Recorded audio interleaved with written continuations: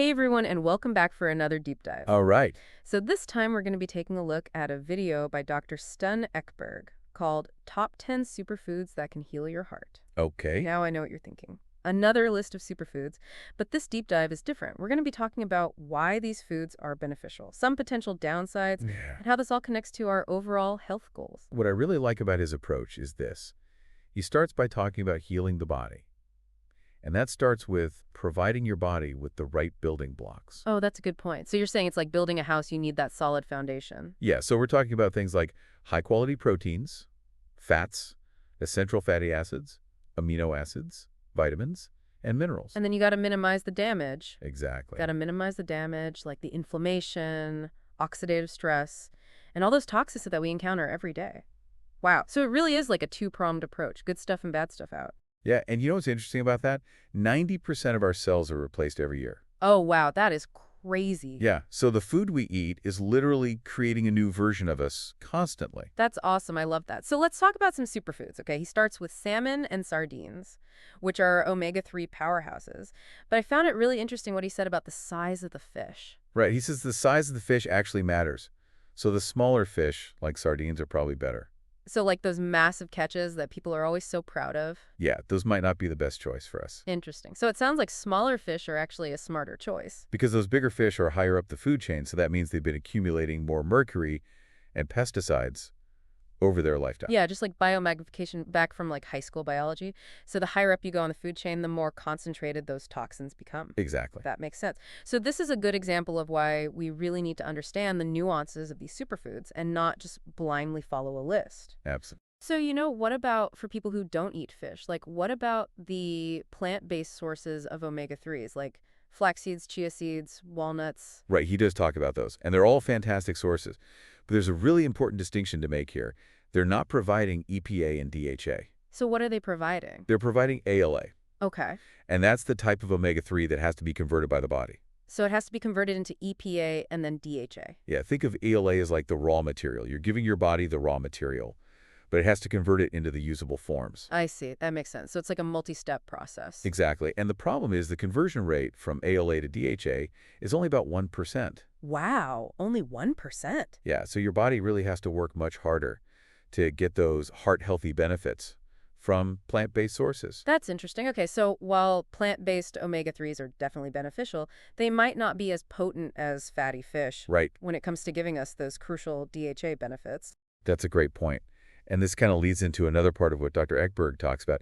He talks about how some of the compounds in these foods that we think of as negative might not be entirely negative. Well, you mean like phytic acid? Yeah, he's saying maybe these things are actually beneficial to our gut microbiome. You're talking about like phytates that can block mineral absorption. Exactly. So it's not as simple as good guy, bad guy. Right. I see. So he's proposing that these compounds weren't a problem for our ancestors who had a different gut microbiome. And different dietary patterns. So maybe a healthy gut can actually handle those phytates without any issues. Exactly. It all comes down to a happy and balanced gut. Wow, so this really makes me think about my own experience. Like, I used to have all sorts of digestive issues, but once I started paying attention to my gut health and incorporating fermented foods, things really changed. That's a great example of how everyone's experience is different. It's not a one-size-fits-all approach, especially when it comes to gut health. So how do we navigate this complex world of superfoods and gut bacteria? Well, that's what we'll talk about next time. Okay, sounds good. It sounds like there's a lot more to unpack here. So stay tuned. We'll be right back after the break.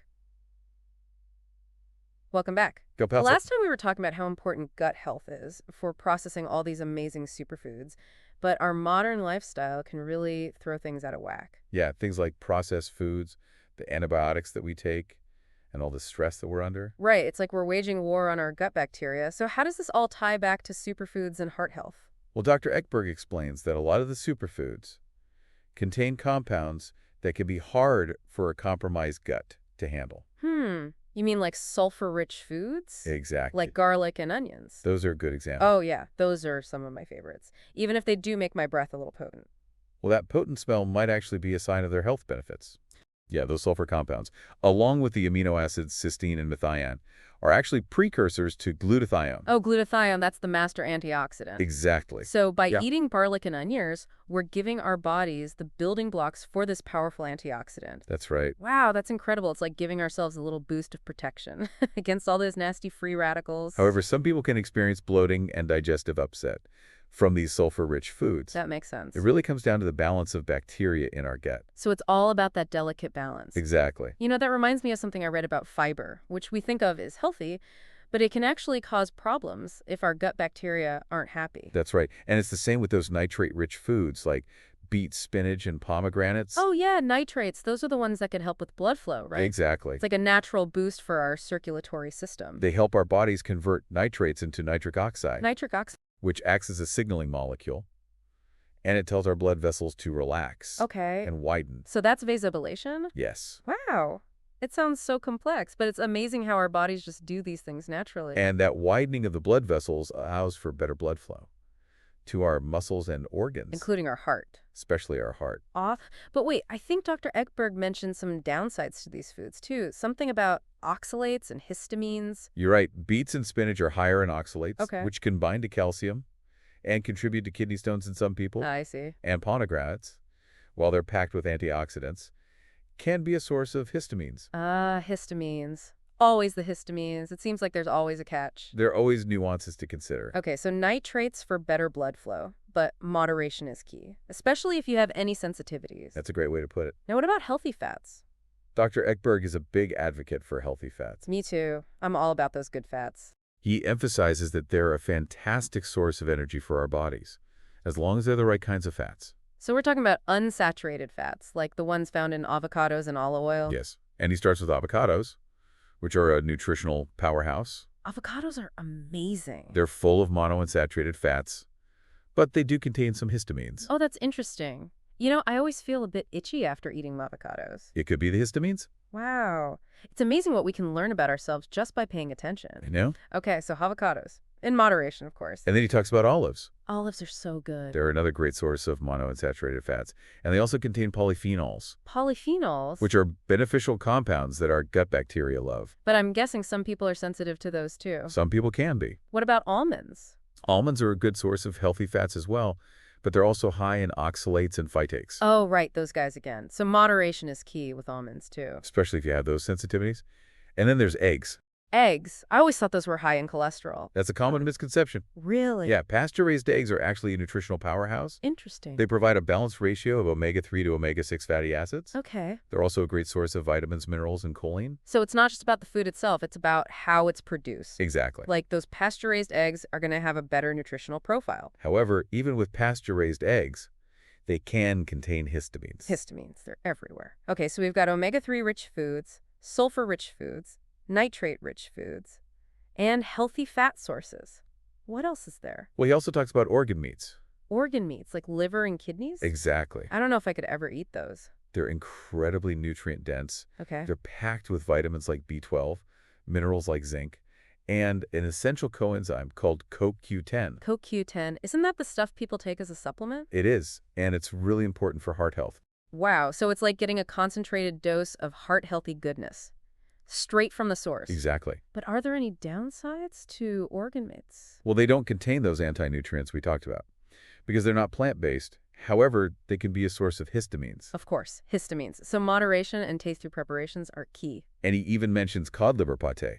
Oh, cod liver pate. Isn't that the stuff that's really high in omega-3? You got it. Cool. It's incredibly rich in EPA and DHA, as well as vitamins A and D. Wow. But he does caution that it can become rancid quickly because of the high omega-3 content. Okay, so maybe not too much cod liver pate. Moderation is key. Got it. Now let's move on to antioxidants. Antioxidants are crucial for combating oxidative stress. Okay, so just to remind me, oxidative stress is the damage that happens to our cells as a byproduct of our body's natural processes. That's right. Okay, so antioxidants are like little warriors. They neutralize those damaging free radicals. That's cool. So what are some good sources of antioxidants? Well, he starts with blueberries. Blueberries. I love blueberries. They're packed with anthocyanins, Anthocyanins. which are known for reducing oxidative stress and improving blood vessel health. Awesome. But you do contain oxalates. Oxalates, they're everywhere. For most people, the benefits outweigh any drawbacks. Okay, good to know. What else is there? This one might surprise you. Chocolate. Chocolate? Really? Yeah, he's talking about cacao, the raw, unprocessed form of chocolate. So dark chocolate. Exactly. Okay, so the darker the better. That's a good rule of thumb. I'm seeing a pattern here. Moderation and knowing your sensitivities are key. Absolutely. Now what about drinks? Green tea. Green tea. Oh, I love green tea. It's a great source of catechins, Catechins. which are another type of potent antioxidant. Wow. So many antioxidants. And then there's tomatoes. Tomatoes? They're a great source of lycopene. Okay. But wait, aren't tomatoes part of the nightshade family? Yes, they are. Are those considered healthy? Tomatoes, along with other nightshade vegetables, contain compounds like lectins. Lectins. And those weren't necessarily a problem for our ancestors. It's that gut microbiome connection again. Exactly. So it's not that nightshades are bad, it's that they might not be right for everyone. That's a great way to put it. Okay. So it's all about listening to your body. This is fascinating. And it turns out that a lot of these foods also help support glutathione production. Oh, wow. So it's like a team effort. Exactly. All these superfoods working together to create a symphony of health benefits. And it all comes back to the gut. The gut. The gut is like the common thread It here. really is. So what can we do to improve gut health? He talks about eliminating processed foods, reducing sugar intake, and being mindful of antibiotic use. Okay. He also suggests incorporating fermented foods. Like sauerkraut, kimchi, and kombucha? You got it. Awesome. Those are all the rage these days. They're full of probiotics, which are the good bacteria that help restore balance to our gut. That's cool. But are there any downsides to fermented foods? They can be problematic for people who are sensitive to histamines or FODMAP. Histamines and FODMAPs, they always seem to come up. It's important to be aware of the potential downsides. But it's not about restriction. Exactly. It's about understanding. It's about working with our bodies. And listening to our bodies. Exactly. This has been so eye-opening. It's not just about adding superfoods to our diet.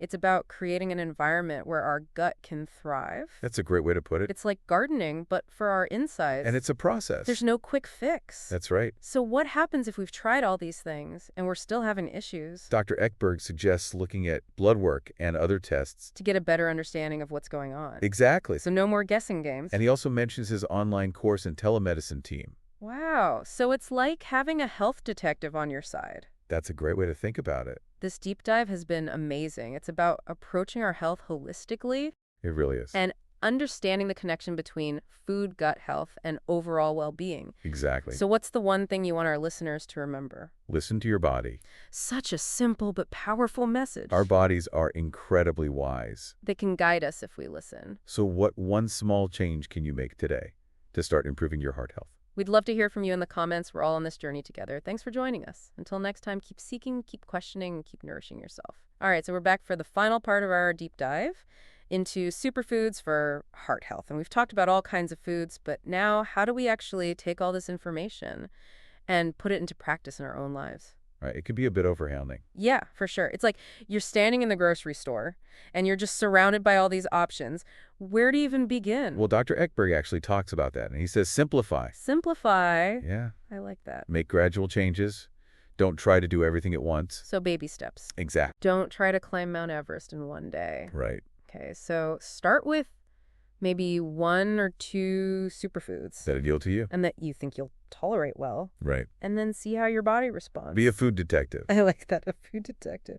So pay attention to your energy levels, digestion, mood. Anything that might be a clue. Yeah, it's like a personal experiment. It is. And if you notice any negative reactions, like bloating or gas or skin issues... Then you might need to reduce your intake or try a different preparation method. Oh, yeah. Speaking of preparation methods, didn't Dr. Ekberg talk about soaking sprouting and fermenting? He did. Those all sound very traditional. They are. Those techniques can help break down the anti-nutrients. Like phytates and lectins. Exactly. So it's like giving our food a little pre-digestion. That's a great way to put it. Make it easier on our gut. And it also makes those nutrients more available to our bodies. Awesome. So many benefits. But, we keep coming back to this one thing. The gut. The gut is key. It really is. It's often the root cause of any health issues. It's like this hidden control center that impacts everything. It really is. So how do we take care of our gut? Well, he talks about eliminating processed foods, Okay. reducing sugar, and being mindful of antibiotics. And then incorporating those fermented foods. Yes. Like sauerkraut, kimchi, and kombucha. Those are all 8 examples. But those can be tough for some people too, right? It can be. especially for those with histamine or FODMAP sensitivities. Ah, yes, those two again. It's all about finding what works for you. So what if we've tried all these things and we're still having problems? Well, Dr. Ekberg suggests some blood work and other tests. So we can get a better understanding. Yes. Okay, so no more guessing game. And he also has an online course and a telemedicine team. Wow, that's great. It's like having your own personal health detective. It is. This has been such an incredible deep dive. It's really about looking at our health holistically. That's a great way to put it. So what's the one thing you hope our listeners will take away from this? Listen to your body. Listen to your body. Pay attention to the cues it's giving you. Our bodies are so wise. They are. So what's one small change you can make today? To improve your heart health? Share it with us in the comments. We'd love to hear from you. Thanks for joining us on this deep dive, and until next time, keep seeking, keep questioning, and keep nourishing yourself.